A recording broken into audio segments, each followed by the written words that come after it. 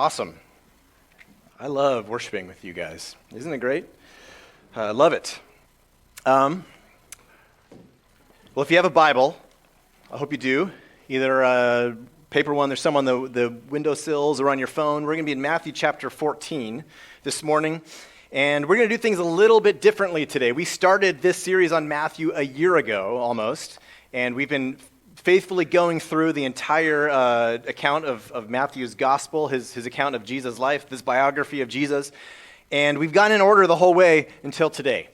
So I hope you can handle this, okay? If this is upsetting to you, I just want you to be ready. But we're going to go to the second half of Matthew 14 this week, and next week we're going to skip backwards to the first half of Matthew 14.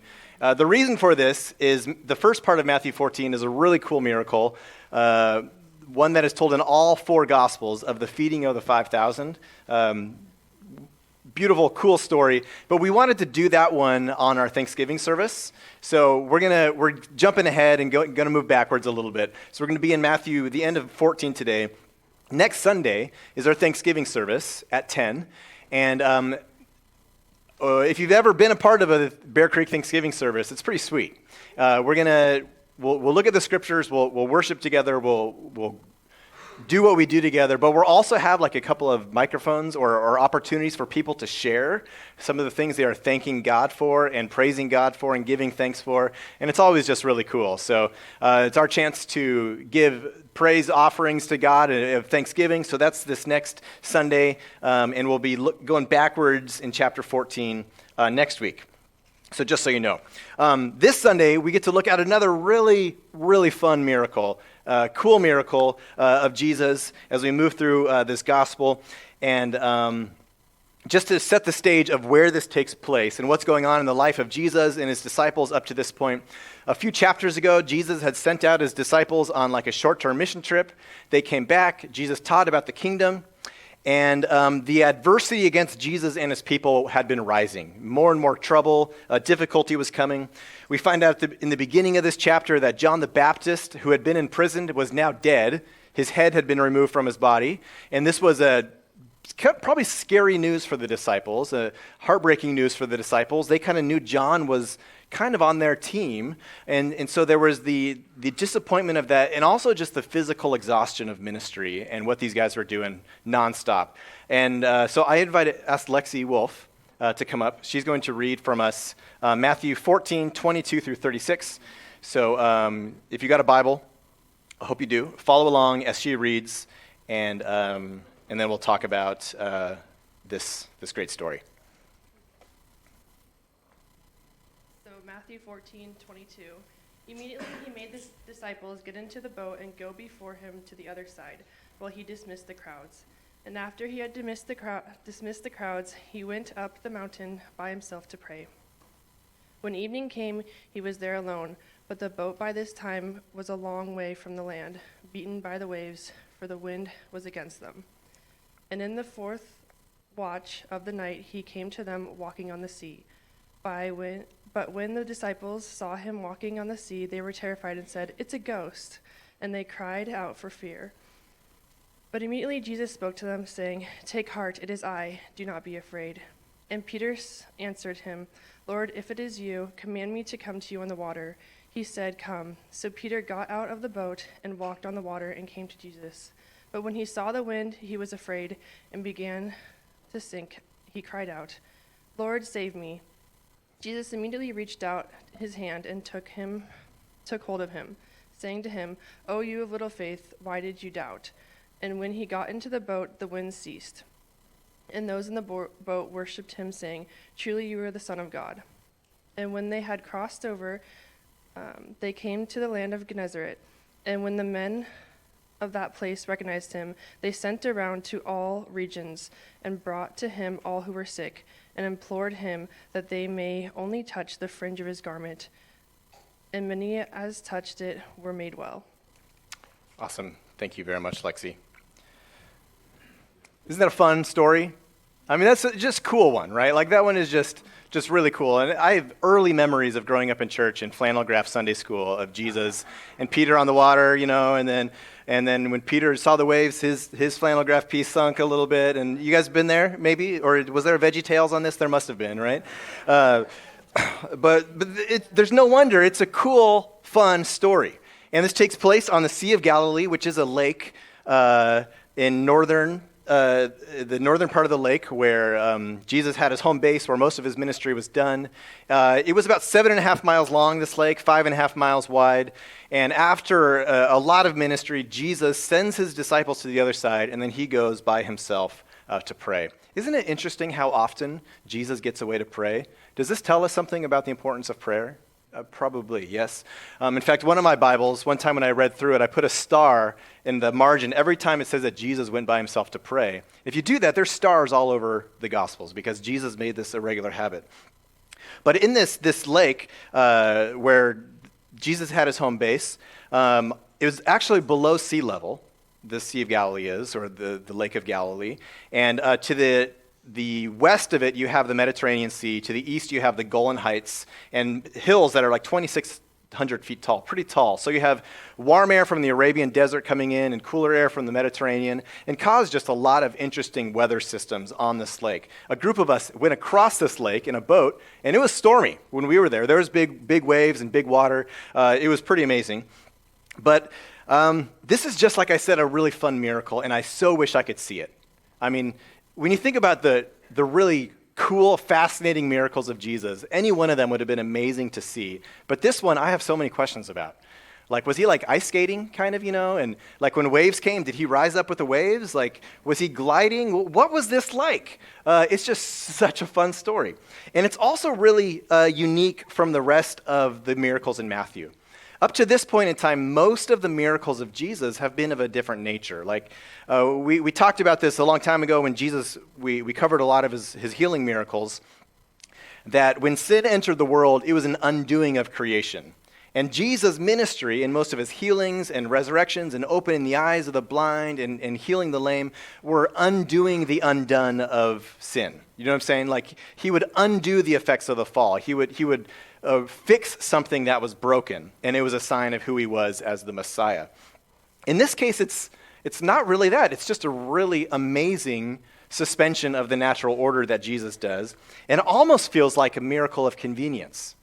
Like, oh, I got to catch up. You know what? I'll just take a shortcut across the lake. But I think there's a lot more to it than this, because there's a lesson there, I think, for the disciples. I think also for us about what it looks like to have faith. This happens in the middle of the night. The fourth watch of the night was like 3 a.m. to 6 a.m. So these guys are out on the boat. They're already tired. And all of a sudden, Jesus is walking on the waves. We're told there's some wind, so it's a little bit crazy out there. They freak out. They think it's a ghost. I don't know what first century beliefs about ghosts were, but these guys still did not think, oh, it's probably Jesus. They're terrified. And Jesus is like, hey, chill, guys. It's me. Don't worry. And then Peter does a very Peter thing, and he says, well, tell me to step out with you.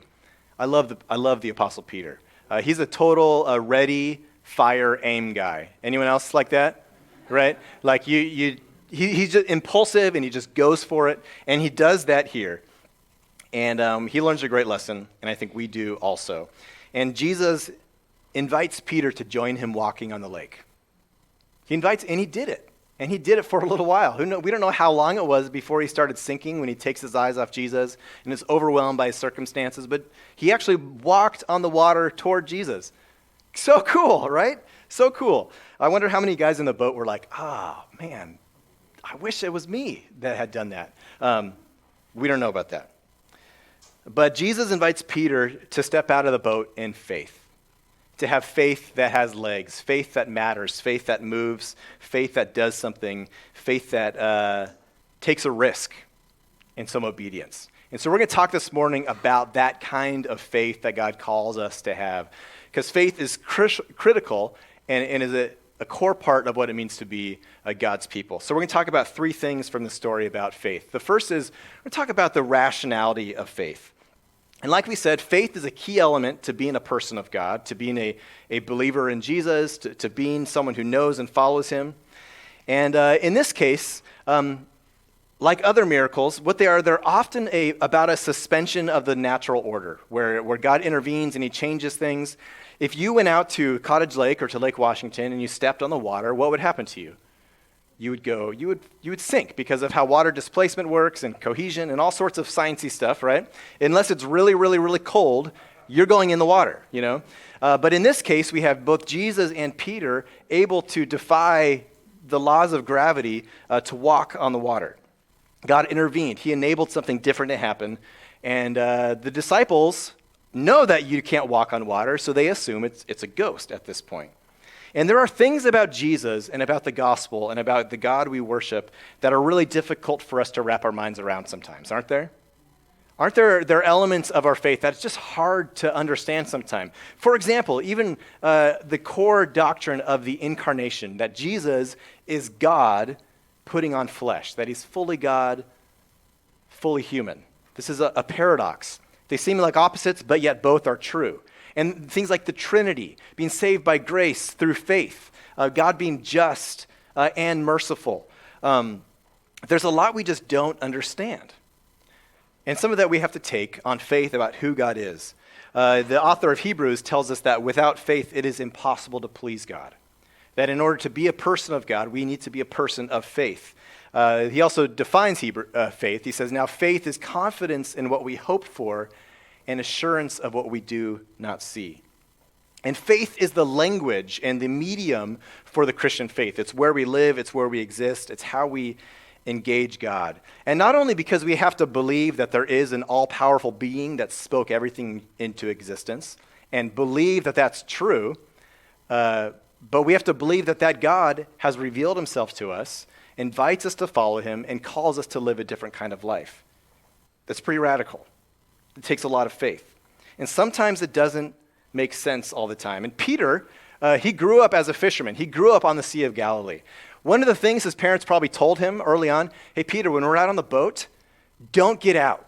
You know, like he knew that like you stay in the boat. And so I imagine what it was like for him. I don't know, sitting on the edge of the boat, getting ready to drop down, being like, this goes against everything I've ever been told about this lake. And he jumped down anyway. It didn't make sense, but he had faith because Jesus was the one who called him. He had confidence even when it didn't fully make sense. And there are elements to our following Jesus that don't always make sense or are really, really difficult or are uncomfortable and don't make sense. Like, for example, Jesus says to love your enemies and pray for those who persecute you. Is that an easy thing? A natural thing? No, absolutely not. Even that takes faith. He says, blessed are the poor in spirit, those who mourn, those who are persecuted. Those are the blessed ones in God's kingdom. It takes faith to have a type of value like that. He tells us to turn our cheek when we're struck, to give to everyone who asks of you. He says to deny ourselves and take up our cross daily. Doesn't make sense. It's different. It's uncomfortable, and it's a challenge. And there are times when faith doesn't seem rational. But that doesn't mean that faith is irrational. You know what I'm saying? Like there's a rationality to faith, even though it isn't necessarily rational. I think it was Karl Barth says that faith is not rational or irrational. Faith is rational, meaning that it goes beyond rationality, that there's something beyond us we step into that we trust God with even when we can't see. It goes beyond that. Trusting that God is who he says he is, and so we obey. Jesus sent them across the lake, they went. Jesus called Peter to step out of the boat, he did so, at least for a little while. So first, there's a rationality of faith. It's not rational, but it's not irrational. It's supra-rational, that it goes beyond even rationality that God calls us to step into. So then we have the rationality of faith. We also have the power of faith. See, oftentimes we talk about faith as this thing about like reaching deep inside, believing in yourself, and believing you can do something you cannot do. Or like a Ted Lasso kind of believe sign, like I believe I can dig down, I can do this. When the Mariners were so close this year, so close, you guys, so close to the postseason. Give me a moment, please. Their slogan that last week was believe, and they gave out all these placards, the yellow sign said believe in blue. And I went to the game on the Saturday night when they won in dramatic fashion. And everyone is just, we believe, we believe. And there's I walked by this group and there was hundreds of people out on the street singing the Journey song, Don't Stop Believing. Strangers, and there was this idea that belief is you just reach down. We believe you can hit the baseball better than the other team, And we also have this kind of way of belief we talk about that's if you just believe in yourself, if you just dig down deep and find what's in you, that's not the faith we're talking about here. It's not a self-belief. This is a belief in Jesus, that Jesus is the source of the power of our faith, that Peter could only walk on water, not because he had really good sandals or because he had something within him, but because he was with Jesus. And Jesus, who was already walking on the lake, invited Peter to join him in what he was doing. And see, this is the reality. When Jesus calls us to step out in faith sometimes, when Jesus calls us to do something that feels supra-rational or doesn't feel totally rational or makes sense, he's almost always calling us to do something he's already done. Jesus invited Peter to walk on the water. Jesus was already doing it. Jesus calls you to love your enemies and love your neighbor.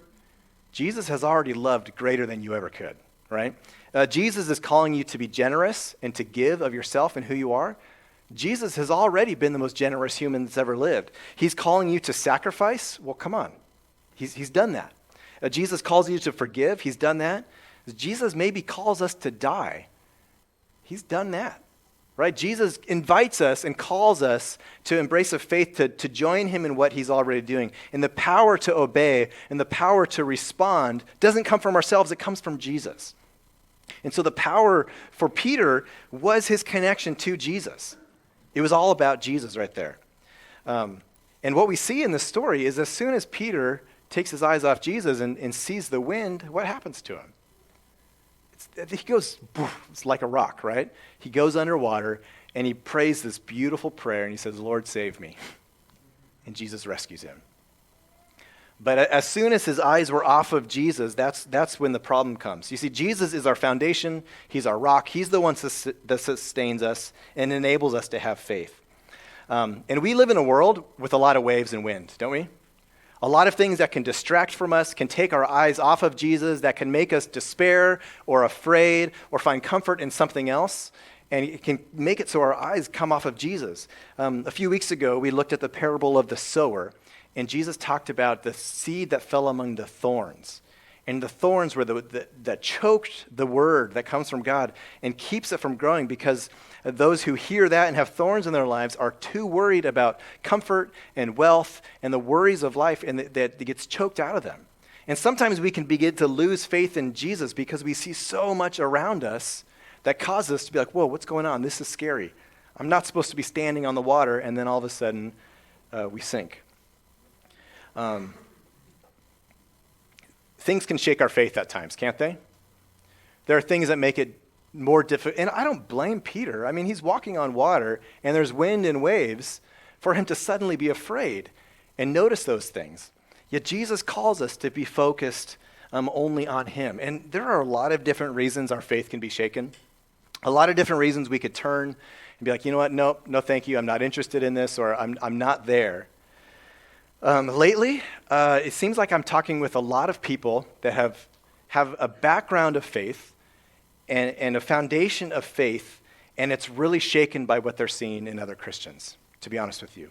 Especially from a national and media perspective, there are a lot of Christians that look at their faith and just feel like it is shaken. They see just hypocrisy of Christians. They see political idolatry, a number of people claiming to be people of Jesus, yet jumping onto conspiracy theories or choosing their own versions of truth.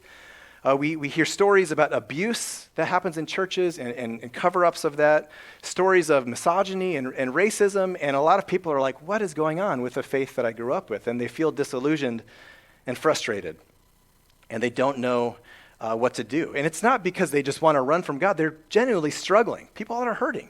There's people in our church that feel this way. I've talked with some of you. And yes, it can be really frustrating when we look at the failures and the disappointments of people around us. And there are disappointments in life. And I can tell you right now, one promise I can give you as your pastor, there are moments I will disappoint you. Okay? I will, and some of you are like, amen. Yeah, and preach it, Mark. We know it. Tell us something we don't know. But I will, because I'm a total sinner, right? Like, still in process of God shaping me. I am really just a fellow pilgrim with all of you. And there are times when I get faith wrong, and I let my flesh lead, and I get messy. Churches will disappoint you. Every church will. And there is a struggle that is messy and difficult. And no Christian, no church gets it completely right. It's only Jesus, right? And so our focus has to be on him. Now, make no mistake, our focus is on Jesus, yet we still need each other. You've heard me say this before. Like, there's no such thing as a solo Christian. Like, we don't follow Jesus just on our own. It's not just us ourselves. It's a community. In fact, almost all of the times in the New Testament, the word you read, you, is written in English. It's almost always a second person plural. It's you guys, like y'all. We need to get y'all in our vernacular, I think. But like, community is a big part of that. But we have to lean on each other and grow with each other, yet our foundation is Jesus. Eli, can you help me for a second? Can you come here? So this is my son, Eli. Come up here for a second. I didn't tell him he was doing this. I almost hesitate. Now you can see that he's actually taller than me, which is bad news. But let's say, lean against me a little bit, Eli. So Eli and I can lean up against each other. We can support each other in different things. But what we're standing on is this stage, is the ground. Like, if I can lean on Eli, I can get some support and encouragement from him because he's strong and he's almost as tall as me. But like, if I'm like climb on Eli's back and I'm like, hey Eli, all day long I'm gonna be on your back today. Like, he will eventually fall down and we'll both fall down, right? Okay, you can sit down. Thank you. That was a great job. So thank you. But here's the thing, like, we as a community of believers in Jesus, we lean on each other. We lean on each other, but we stand on Jesus. Do you get what I'm saying there?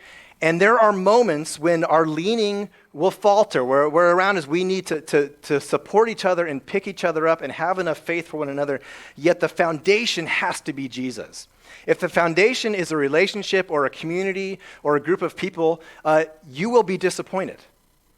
But if the foundation is Jesus, we can lean on him together and allow him to grow us and stretch us and become more of who he wants us to be. So we look to Jesus as the foundation, not to the messiness around us, not to the things that fill our timelines or the stories we hear that make us want to facepalm, or even our own disappointments and failures.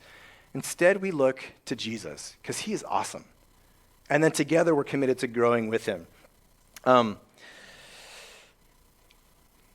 So if we're feeling disillusioned at church because of things we read or see or experience, we look to Jesus.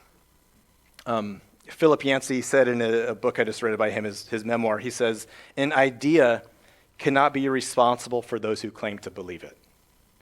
Like we all get the idea of the gospel wrong in some ways. And so we bear it, we represent it, but it's ultimately Jesus that we stand on. I got to sit in on an interview with Philip Yancey too, and he talked about his own experience of coming through a really messy home life and church growing up. And when asked about like how to have a faith that survives disappointments of other Christians and disillusionment that we might have because of failures around us, one of his pieces of advice was really good. He says, surround yourself with Christians that don't make you angry. Or like, be connected with people that follow Jesus in a way that makes you say, I want to be like that. And so while we depend on Jesus and stand on Jesus, we need each other to grow in that. And I look at this room, there are people in this room that are that for me. That I say, I want to follow Jesus like this. I see the fruit of the Spirit in this way. And so we can so focus on the mess and the failures around us that we take our eyes off of Jesus and feel like the whole ship is sinking, but it's not, because Jesus is the captain. We gotta take our eyes off of the disappointments and focus on who Jesus is. So my question for you as a church is, will you Look at Jesus with me. Will you focus on Jesus with me? Can we be a community of people that leans on each other, that even in our brokenness, that we stand on Jesus and support each other even when our faith is weak? Hebrews, just a chapter after that last one we looked at, he says, let us run with perseverance the race marked out for us, fixing our eyes on Jesus, the pioneer and perfecter of our faith. See, Jesus is the one who goes before us. Jesus is the one who enables us to live as different people. Jesus is the one who is the author and perfecter. I love, well, it says pioneer and perfecter. The word, it's a really cool Greek word for pioneer. It's the word archegon. Sounds cool, doesn't it? Sounds like a cool band name. Archegon, it means pioneer, champion, author, or beginner. Like he is the champion and the one who creates our faith. He's also the one who finishes it. And so we keep our eyes on Jesus our whole journey together as a community of people. He completes us. He begins us. He doesn't just start us out, but he walks the whole journey with us and teaches us how to live. And if you are in a place where your faith feels shaken by whatever it is, do you have enough faith to pray Peter's prayer where he just says, Lord, help me. Lord, save me. Jesus responds to that prayer. Let's be people that even in a world of disappointments and failure, that we could look to Jesus and look to him to rescue us and to save us. And I mean, if your faith is struggling, if you are in that boat, spend time reading the Gospels. Spend time reading the Gospels, these 4 biographies of Jesus' life. Read about Jesus and the way he healed people, the way he loved the marginalized, the way he stood up against oppression, the way he cared for people and touches the leper and does so much, and tell me you don't want to follow this guy and make your life about him. So let's focus on Jesus.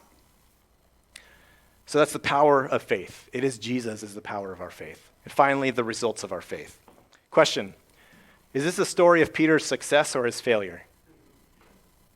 Yeah, totally. It's totally both, right? Yeah, he was rebuked by Jesus for lacking faith, for sinking. But dude, the guy walked on water, right? I mean, that's amazing. That is so cool. He did something amazing that no other human has ever done. And so if we never step out in faith, nothing happens. It's like this quote by Michael Scott, you miss 100% of the shots you don't take, Wayne Gretzky, or by Mark Erickson, you know. But history is filled with people that responded so powerfully to Jesus that the worlds around them changed. We are here today, right now, because over the last 2,000 years, people have said yes to Jesus and have carried on the message of the gospel. We're there. History is full of this. And stories of faith matter. Stories of people rejecting selfishness, embracing Jesus, quieting the noise of the waves around them, and instead embracing generosity and love and compassion and holiness and righteousness. See, I think when we get to heaven, we're going to find that the greatest people in the kingdom of heaven are not the celebrities, but they're going to be people we've never even heard about. People that faithfully step out in faith and love Jesus. And faith can lead us to some dangerous and scary places sometimes. I think it was scary for Peter. But he did it anyway, and that's why he sunk eventually. But Jesus tells us, like, when he did all his miracles and changed the world, he told his followers and us, you will do even greater things than these. What? Yes, because we depend on him, and he's the power. And a life that is plugged into Jesus is a life that can change the world around us. Like Robbie talked about a couple weeks ago, like yeast working through the dough, like a mustard seed growing.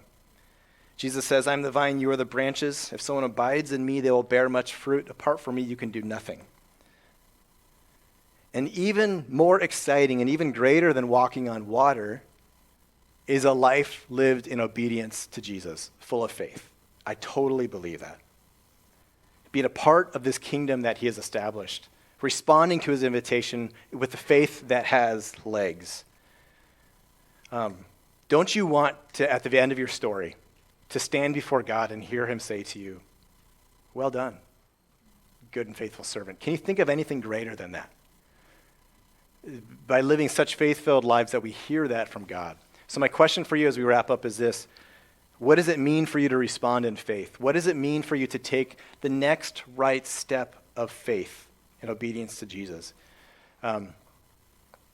Maybe it's simply like praying that prayer of just, Lord, save me. if you are just a wreck and you need Jesus, or you've never responded to him, if God's calling you to a next right step of maybe being a part of a group, or serving in some way, or upping your generosity to God's kingdom in some way, or giving more of yourself, or stepping up in discipline in some way. What are the ways that God is calling you to take a right step of faith towards him? I think all of us are in that boat, where there's some way that God is calling us to grow in faith and step out in him. Nothing we do in this life will matter as much as what we do for and through Jesus. I totally believe that. That's why we're here, to respond to his invitation, to be people of faith, even when it doesn't make any sense, even when it's really uncomfortable, but yet he's the one who enables it, he's the one who empowers it, and he's the one who makes it into things that are really beautiful and powerful. I'm going to pray, and the worship team will come up, and we'll sing one more song. We're going to sing Oceans, right? Appropriate song, right? Stepping out in faith. So let me pray, and then we'll stand and sing together. God, thanks again for being who you are. Thank you, Lord, for inviting us to know you. Thank you for the beautiful story of the gospel, that you have rescued and redeemed your creation that you love so much, and the people that you've made in your image, that you've rescued us from evil, Lord.